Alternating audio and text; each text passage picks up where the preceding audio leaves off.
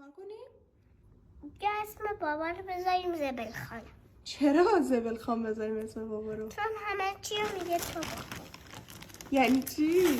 زبل دیگه، زبل ها دوست دارم.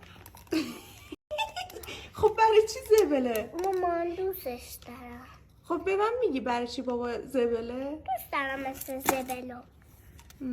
زبلی مزلی. ولی قبلش گفتی زبله چون همه چی رو میگه تو بکنی. آره؟ بچه ها تیزن، حواسشون جمعه.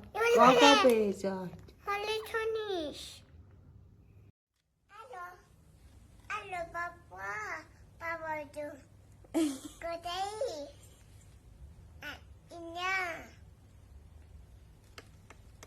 بد کن. الو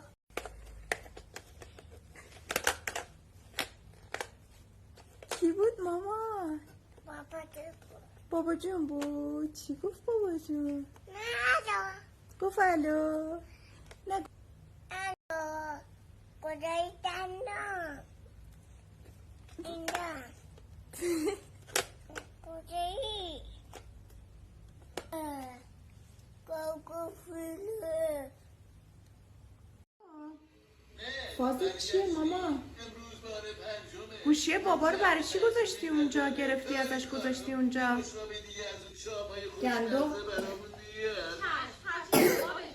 جانم جانه دلم. میگی گوشی بابا رو برای چی گذاشتی اونجا؟ میشه زودتر روز چی بابا؟ بگو بهم.